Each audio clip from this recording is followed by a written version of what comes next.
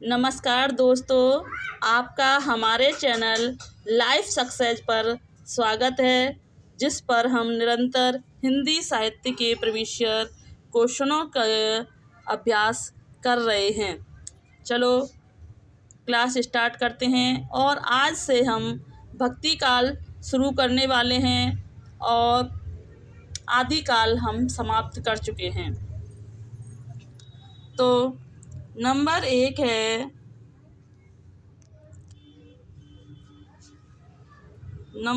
है कि समग्र भक्ति कालीन काव्य पर कौन सी विशेषता लागू होती है। अवतार में विश्वास। नंबर बी, जाति प्रथा का निषेध, अहंकार का त्याग या ईश्वरीय लाला नहीं या लीला होनी चाहिए, ईश्वरीय लीला गायन। तो समग्र भक्ति काव्य पर जो विशेषता लागू होती है वह है अहंकार का त्याग। अहंकार का जो त्याग है वो समग्र भक्ति कालीन काव्य पर लागू होती है।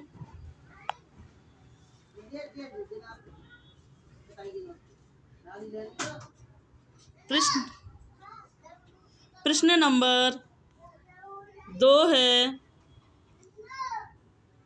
प्रश्न नंबर 2 है कि भक्ति काल की समय सीमा क्या है। संवत 1775 से संवत 1700 तक, संवत 1775 से संवत 1800 तक, संवत 1375 से संवत 1850 तक। उपयुक्त में से कोई नहीं। तो भक्ति काल की जो समय सीमा मानी गई है वो इनमें से उपयुक्त कोई नहीं है, क्योंकि भक्ति काल की जो समय सीमा मानी गई है वो 1375 से लेकर 17वीं तक मानी गई है। भक्ति काल को ज्ञानाश्रय शाखा, प्रेमाश्रय शाखा, कृष्णाश्रय शाखा और रामाश्रय शाखा में विभक्त किया गया है। और इनको विभक्त करने वाले जो कवि हैं वो आचार्य रामचंद्र शुक्ल हैं।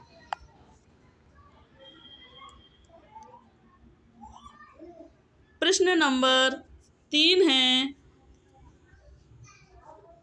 कि संवत 1375 से 17 तक के साहित्य में कौन सी भावधारा परिलक्षित होती है। श्रृंगारिकता, वीरता, रीति या भक्ति। तो संवत 1375 से 17 तक के साहित्य में भक्ति धारा प्रभावित होती है, तो से भक्ति धारा परिलक्षित होती है। प्रश्न नंबर 4 है। प्रश्न नंबर 4 है कि भक्ति के स्रोत को दक्षिण से उत्तर भारत में प्रसारित होने के सिद्धांत का समर्थन करने वाले जो विद्वान हैं ग्रियर्सन, हजारी प्रसाद द्विवेदी, आचार्य रामचंद्र शुक्ल या जयशंकर प्रसाद। तो भक्ति के स्रोत को दक्षिण से उत्तर भारत में प्रसारित होने का सिद्धांत का जो समर्थन करने वाले विद्वान हैं वे हैं आचार्य रामचंद्र शुक्ल।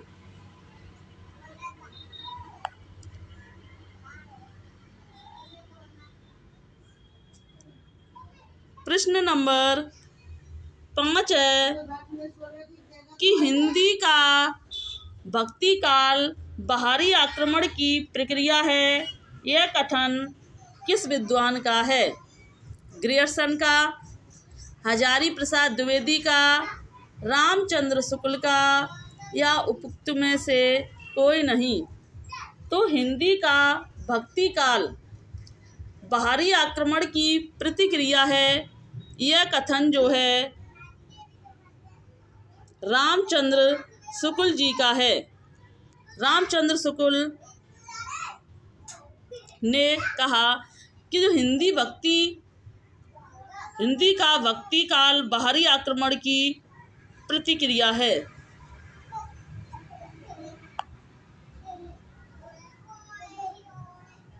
प्रश्न नंबर 6 है कि रामानुजाचार्य ने किस दर्शन का प्रतिपादन किया था? अद्वैतवाद, शुद्धाद्वैतवाद, विशिष्ट द्वैतवाद या द्वैतवाद? तो रामानुजाचार्य ने विशिष्टाद्वैतवाद सिद्धांत का प्रतिपादन किया था। प्रश्न नंबर 7 है कि विशिष्टाद्वैत के प्रतिपादक कौन थे? Number A Ramanand, number B Ramanujacharya, number C Madhvacharya और नंबर डी निम्बकाचार्य। तो विशिष्टाद्वैतवाद के जो प्रवर्तक थे वे थे रामानुजाचार्य जी थे। प्रश्न नंबर 8 है कि आलवर भक्तों की संख्या कितनी मानी गई है? 9, 20, 12 या 15? तो आलवर भक्तों की संख्या 12 मानी गई है। प्रश्न नंबर 9 है कि आलवर वैष्णवों की संख्या है। देखो ये प्रश्न रिपीट हुए हैं और ये जितनी परीक्षाओं में आए हुए हैं उतनी बार ये क्वेश्चन रिपीट हुए हैं, इसलिए ये प्रैक्टिस सीरीज जो है बहुत बहुत महत्वपूर्ण है, इसलिए इसे बीच में छोड़ने की गलती बिल्कुल भी ना करें। आलवर वैष्णवों की संख्या है 12। प्रश्न नंबर 9 है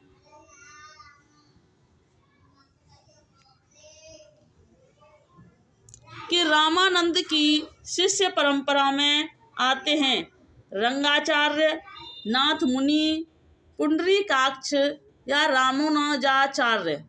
तो रामानंद की जो शिष्य परंपरा में आते हैं वो रामानुजाचार्य जी आते हैं।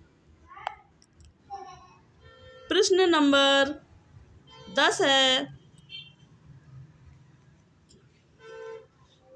निम्नलिखित में से कौन रामानंद की शिष्य परंपरा में नहीं है? कबीरदास, नरहरिदास, मलूकदास या रैदास? तो रामानंद की शिष्य परंपरा में ना आने वाले कवि हैं मलूकदास। मलूकदास रामानंद की परंपरा में नहीं आते हैं। रामानंद जी के 12 प्रमुख शिष्य थे जो 12 महाभागवत के नाम से भी जाने जाते थे, जिनमें हैं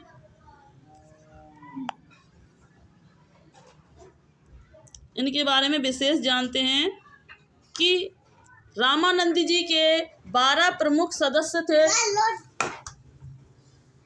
रामानंद जी के 12 प्रमुख शिष्य थे जो 12 महाभागवत के नाम से जाने जाते थे। वे अनंतानंद, सुखानंद, योगानंद, सुरसानंद, नरहरियानंद, भावानंद, कबीरदास, पीपा, रैदास, धन्ना, जाट, सेन भक्त थे। इस तरह इनके 12 कवि थे। प्रश्न नंबर 11 है निम्नलिखित में से कौन स्वामी रामानंद का शिष्य नहीं था? अनंतानंद, सुखानंद, रैदास या नरहरियानंद? तो नरहरियानंद जी जो थे वो रामानंद के शिष्य नहीं थे। प्रश्न नंबर 12 है कि भक्ति काल को हिंदी काव्य का स्वरयुग सर्वप्रथम किसने कहा था? ग्रेयर्सन ने, मिश्र बंधु ने, रामचंद्र शुक्ल ने या आचार्य हजारी प्रसाद द्विवेदी जी ने? तो भक्ति काल को हिंदी काव्य का स्वरयुग सर्वप्रथम किसने कहा था? ग्रेयर्सन जी ने हिंदी काव्य का स्वरयुग काव्य सर्वप्रथम कहा था। प्रश्न नंबर 13 है कि हिंदी के किस काल को स्वर्ण युग कहा गया है? नंबर ए छायावाद, नंबर बी रीतिकाल, नंबर सी भक्ति काल और नंबर डी आदिकाल। तो हिंदी के किस काल को स्वर्णयुग काल कहा गया है? तो वह कहा गया है भक्ति काल को स्वर्णयुग काल कहा गया है।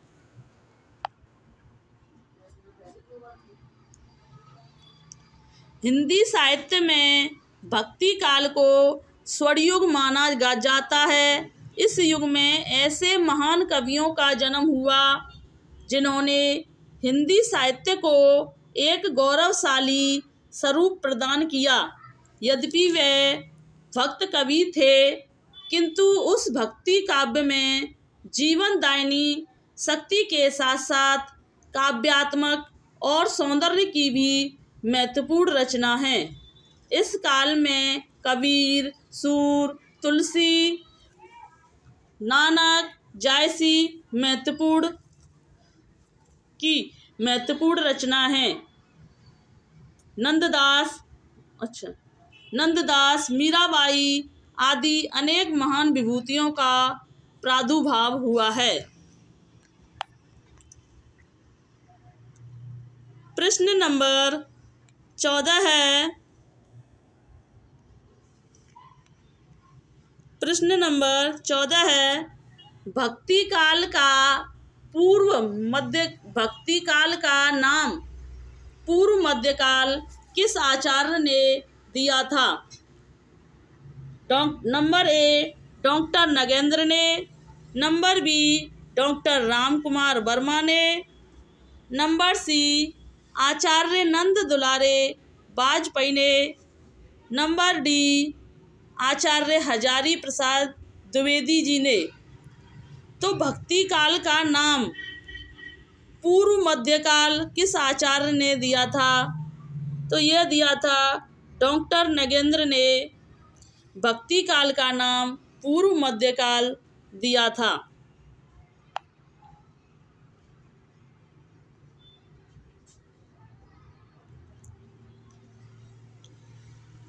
डॉक्टर नगेंद्र के द्वारा संपादित इतिहास में काल विभाजन का क्रम इस प्रकार है। आदिकाल नंबर 1 आदिकाल, नंबर 2 मध्यकाल, पूर्व मध्यकाल, भक्ति काल, उत्तर मध्यकाल, रीतिकाल कहा गया है। आधुनिक काल को पुनर्जागरण काल, भारतेंदु युग को जागरण सुधार काल, द्विवेदी युग को छायावाद युग और छायावादोत्तर युग कहा गया है। भागों में इन्होंने विभाजित किया है। नावादास कृत भक्तमाल की भाषा है। Number A Awadhi, number B Brajbhasha, number C Hindi Khadi Boli और नंबर डी मैथिली। तो नावादास कृत भक्तमाल की भाषा है ब्रजभाषा।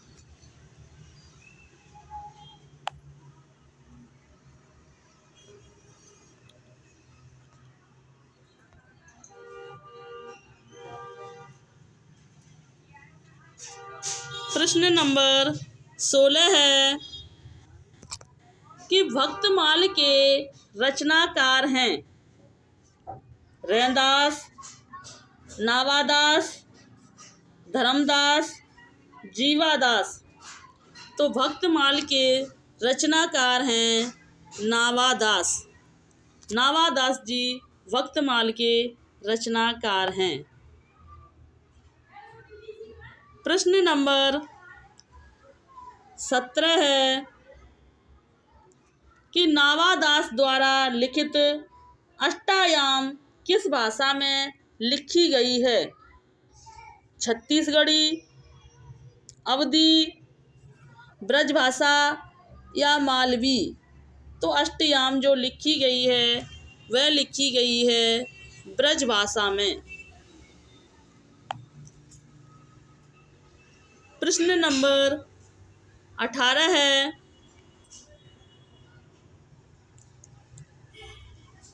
अष्टयाम के रचयिता कौन हैं? सूरदास, गोकुलनाथ, नावादास या बल्लवाचार्य। तो अष्टयाम के रचयिता हैं नावादास। प्रश्न नंबर 19 है कि भक्तमाल के रचयिता नावादास के गुरु का नाम था? नरहरिदास, बल्लवाचार्य, विठलनाथ या अग्रदास। तो भक्तमाल के रचयिता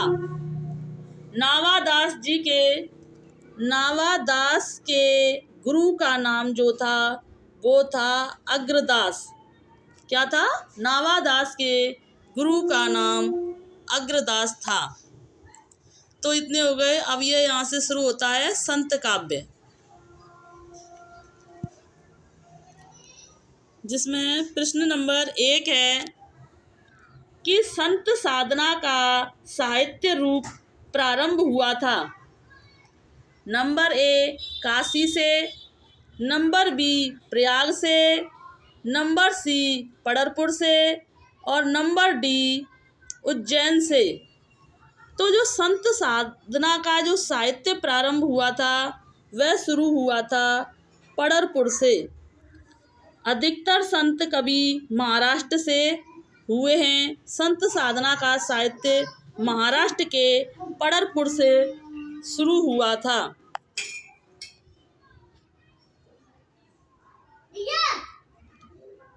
प्रश्न नंबर 2 है कि ज्ञानाश्रयी शाखा के प्रमुख कवि हैं? रैदास, कबीरदास, गुरु नानक, तुलसीदास। तो ज्ञानाश्रयी शाखा के जो प्रमुख कवि हैं वे हैं कबीरदास। भक्ति काल को 2 शाखाओं में विभाजित किया गया है, एक निर्गुण शाखा और एक सगुण शाखा। निर्गुण शाखा को ही ज्ञानाश्रयी शाखा कहा जाता है। प्रश्न नंबर 3 है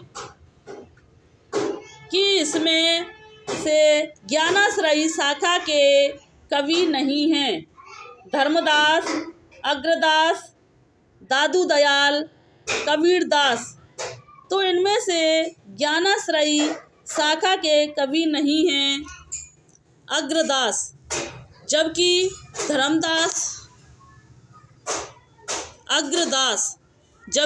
धर्मदास, दादू दयाल या कबीरदास ज्ञानाश्रयी शाखा के कवि हैं।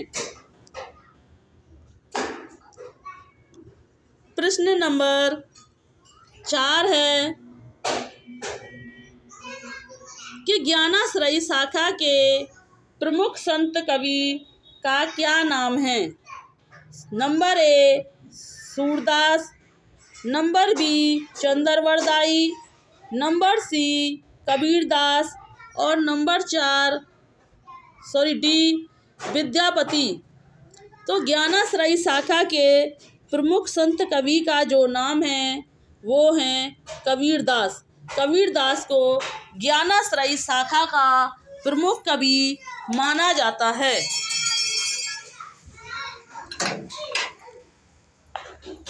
प्रश्न नंबर 5 है कि निम्नलिखित में से संत काव्य परंपरा के अंतर्गत न आने वाले कवि का नाम है। कबीर, दादू दयाल, नानक या नंददास। तो संत काव्य परंपरा के अंतर्गत न आने वाले कवि हैं नंददास। प्रश्न नंबर 6 है कि निर्गुण संत कवियों में सर्वाधिक शास्त्रज्ञ एवं सुशिक्षित थे। Number A Rajjab, number B Sundardas, number C Dharamdas, number D Dadu Dayal. तो निर्गुण संत कवियों में सर्वाधिक शास्त्रज्ञ एवं सुशिक्षित जो कवि थे वो सुंदरदास थे।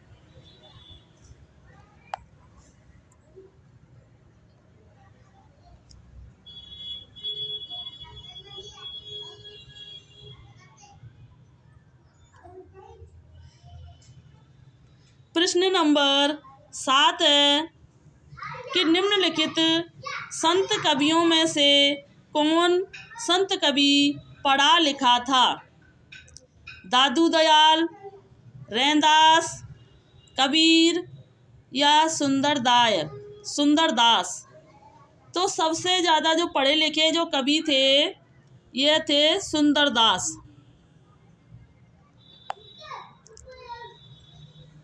प्रश्न नंबर 8 है कि इनमें से कौन सा कवि संत कवि नहीं है। कबीरदास, रैदास, गुरु नानक या तुलसीदास।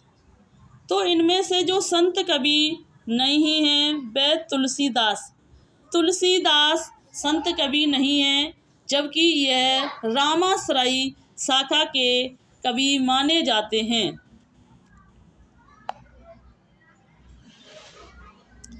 प्रश्न नंबर 9 है कि हरडे बाड़ी एवं अंगबधू किसकी बाणी के संकलन हैं। Number A Sundardas, number B Dadu Dayal, number C Malukdas और नंबर डी है कबीरदास। तो हरडे बाड़ी एवं अंगबधू जो रचना है वह दादू दयाल जी की रचना है।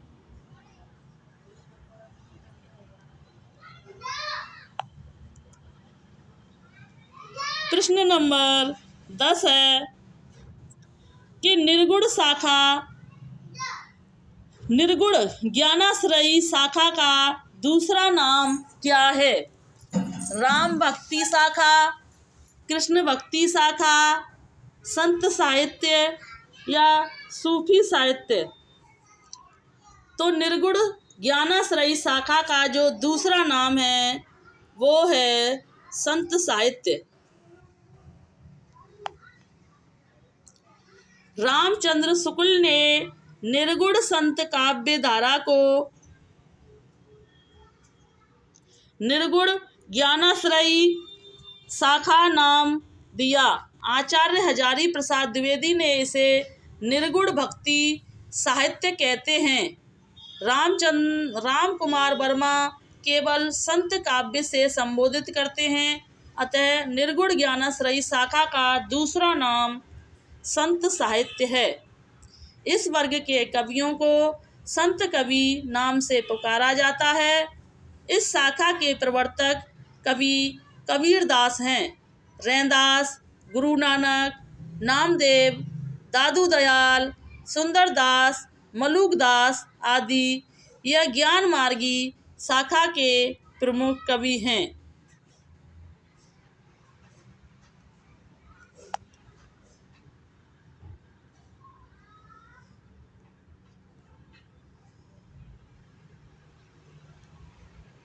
प्रश्न नंबर 11 है कबीरदास किस काव्य धारा का प्रतिनिधित्व करते हैं। नंबर 1 एक संत कवि, नंबर बी सूफी काव्य, नंबर सी राम काव्य और नंबर डी है कृष्ण काव्य। तो कबीरदास किस काव्य धारा का प्रतिनिधित्व करते हैं? तो वह करते हैं संत काव्य धारा का।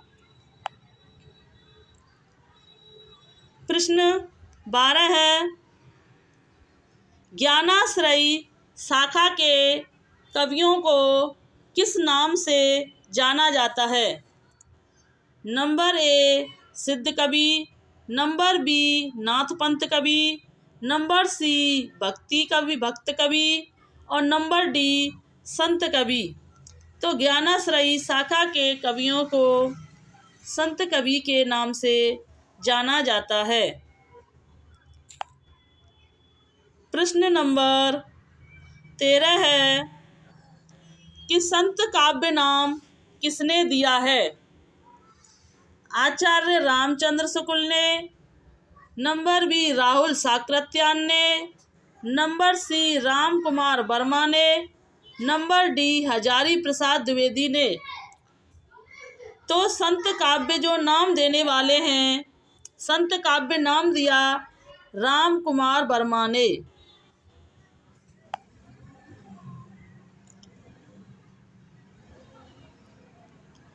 प्रश्न नंबर 14 है कि निम्नलिखित विकल्पों में से जो संत काव्य की विशेषता नहीं है उसे छांटिए। नंबर 1 है ब्रह्मा आडंबरों का खंडन। तो संत काव्य में आडंबरों का खंडन किया गया था, यह बात सत्य है। नंबर बी गुरुओं का महत्व। तो संत काव्य में गुरुओं को महत्व दिया गया था, यह बात भी सही है। सगुण ईश्वर की उपासना। तो संत काव्य में सगुण ईश्वर की उपासना नहीं की गई थी, इसलिए यही सही है, क्योंकि संत काव्य में निर्गुण ईश्वर की उपासना की गई थी। जाति पाति का विरोध। तो संत काव्य में जाति पाति का विरोध भी किया गया था, लेकिन सगुण ईश्वर की उपासना नहीं की गई थी, इसलिए इसका उत्तर सी है। प्रश्न नंबर 15 है कि निर्गुण काव्य धारा की प्रवृत्ति है। नंबर 1 बातलस्य रस की प्रधानता है, नंबर बी प्रकृति पर चेतना सत्ता का आरोप है, नंबर सी रूढ़ियों एवं ब्रह्माडंबरों का विरोध है, नंबर डी आश्रयदाताओं की प्रशंसा है। तो निर्गुण काव्य धारा की जो विशेषता है कि रूढ़ियों एवं ब्रह्माडंबरों का विरोध है।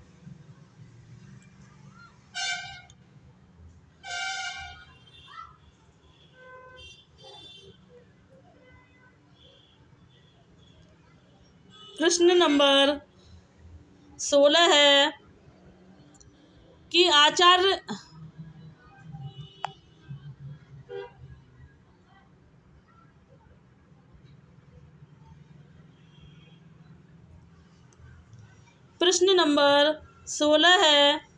आचार्य रामचंद्र शुक्ल ने भक्ति काल के निम्नलिखित कवियों को किसे सबसे कम महत्व दिया है?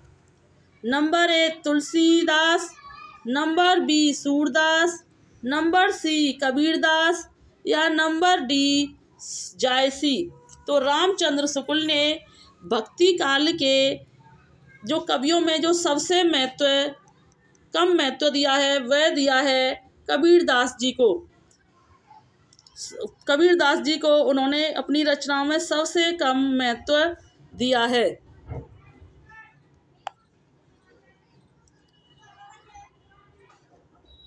प्रश्न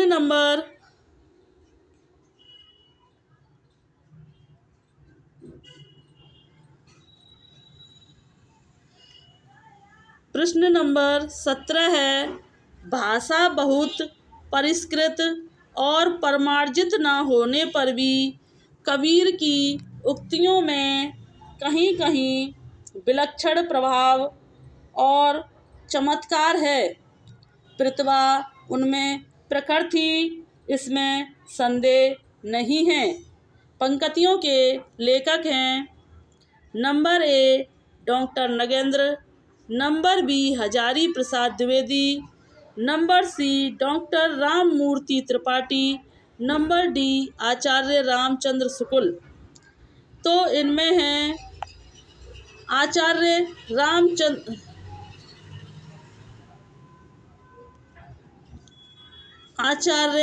रामचंद्र शुक्ल।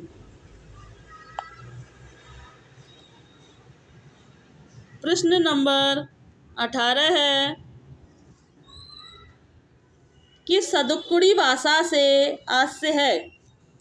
नंबर 1 जिसमें कूटतियों का प्रयोग हो, नंबर बी जिसमें अक्कड़पन की झलक हो, नंबर सी जिसमें अनेक प्रांतीय भाषाओं बोलियों के शब्दों का मिश्रण हो, नंबर डी जिसमें साधु संतों की गुप्त बातों के संकेतार्थ हों।